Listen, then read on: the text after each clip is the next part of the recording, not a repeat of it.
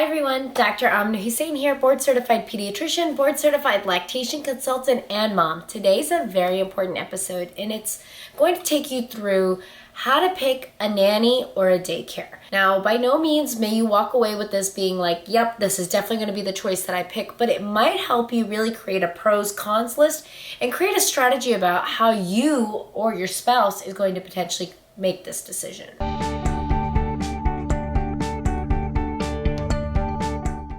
So first things first, I want you guys to know this isn't something that you get pulled aside in pediatric residency and get taught how to do. So I had to learn this the hard way myself through trial and error. Sometimes if you go to your pediatrician with this kind of question, they may not really be able to help you.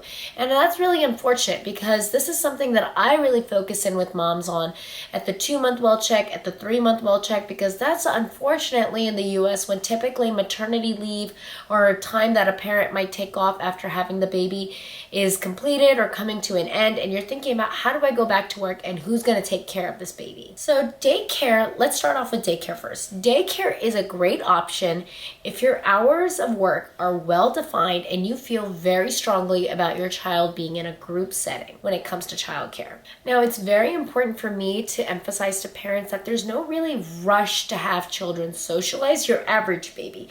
That's not the same for every child. But for your average baby, there's no necessarily rush to socialize. Typically, it is after about 18 months that they begin to engage in pretend play with other kids. However, this is totally your decision. So if you choose to have them be in a group environment, then daycare might be the best one for you. When it comes to picking a daycare, the big criteria is going to be hours of operation and days you would need, the budget, and the location. So determining what you're looking for is what matters most. That might mean that one of those criteria might not perfectly fit. You might need to splurge a little bit for a daycare that has after 5 p.m. hours. Or you might need to travel a little bit further for a daycare that really meets your needs, but isn't ideally in the location that you are living in or close to your workplace. How do you pick out a daycare that might work for you by location? One of my top tips is a resource called Winnie, W-I-N-N-I-E. Winnie.com/childcare is a great way to narrow down daycares based off of your zip code. They sort them by criteria, and best of all, you can actually find out if they have immediate openings near you. Definitely don't forget to check their license as well. Now, once you create a list, you're going to definitely want to tour one of these facilities. Touring is incredibly important. You're going to want to definitely get a feel for where drop-off is, how drop-off is really coordinated, what activities they plan for the child's day, what structure there is, what structure there isn't, because sometimes it's nice to have independent or open play. This is a time that you're going to want to trust your eyes, trust your ears, and trust your parental instincts. Now, when it comes to trust, this is really important because there's 2 types of trusts in my opinion. Trust of character and trust of competency. So you want this to be a good person. You want this person to be honest. You want this person to care and have a good heart, of course. But unfortunately, honest, caring, hardworking people aren't always going to be the people who are most competent to take care of your child as well. And if you're paying for a daycare, you want to ideally get both of those. Someone who you can trust when it comes to their character, but somebody you can trust when it comes to being competent and following out the tasks that you would like for your child. All right, lastly, it comes to transition. Now, transition is really important for when it comes to a daycare or a nanny, but transition sometimes I find a little bit more difficult on the child with a daycare because you're also changing the environment as well as the childcare provider. So try to take some time and don't start daycare the same week that you start your job. Maybe have a 2-week period where they're going to childcare and you're able to, sit there with them for 20-30 minutes if they really don't want to leave your lap. Or you can slowly ease them in and just give them short periods of time and then allow them to work their way up to the full amount of hours that you're going to be potentially at work. So a lot of people ask me, what did I do? Personally, we live in a dual physician household. Our hours were very difficult, especially as a pediatric resident.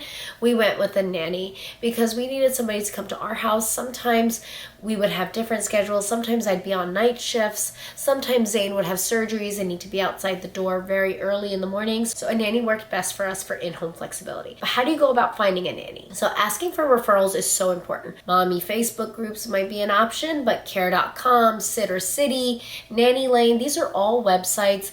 I believe Urban Sitter is another one if you're living in the city or in more urban areas that can actually help you find a babysitter or a long-term nanny. You can also ask around into nanny shares or have another family who might have a nanny and be open to you bringing your child in. Consider your criteria. This is going to be very similar to daycare, but again, you get to pick the criteria. So budget matters. Age of the caregiver might make a difference here.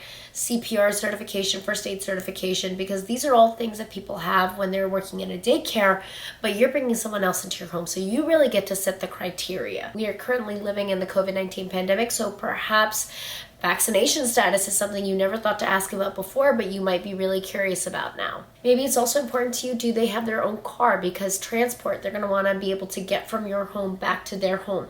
Or do they depend on public transport?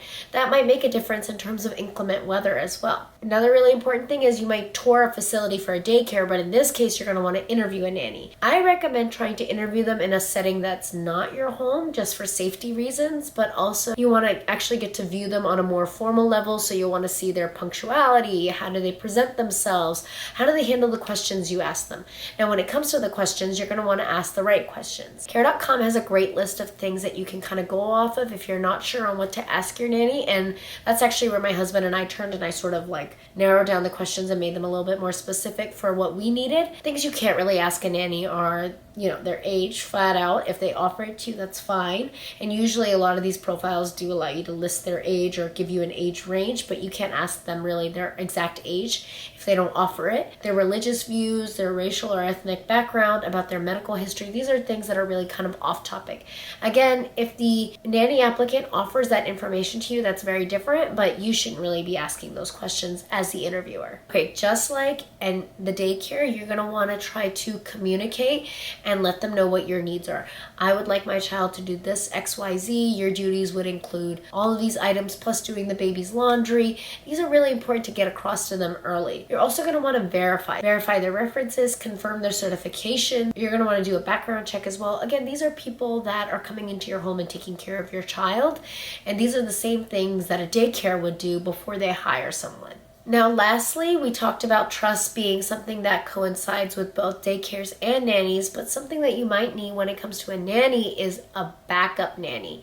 So obviously, nanny is one person. They can get sick, emergencies can come up, all of those items. They might not be able to get out of their home for whatever reason. If there's an inclement weather situation, you're going to want to think about a backup childcare option. So I hope this helps. Just please remember that as a pediatrician and a mom, I'm going to tell you that picking childcare is one of the toughest decisions that you might make as a parent. It does get easier. Drop-offs get easier at daycare. Closing that door from your home when you're leaving your little one home with the nanny, it does get easier. And just remember that if you make the right decision for yourself at one point, it might not remain the right decision. So the right daycare right now may not be the best daycare for you 2 years from now. The right nanny that you hire for your child might not be the best nanny for you 4 years from now when your child's older or when your needs are a little different. And that's very important to acknowledge. Make sure you trust your instincts when it comes to making this decision. And if you have questions, please ask them below. If you like this video, make sure you give it a thumbs up. Make sure you hit subscribe and tune in next week. Bye.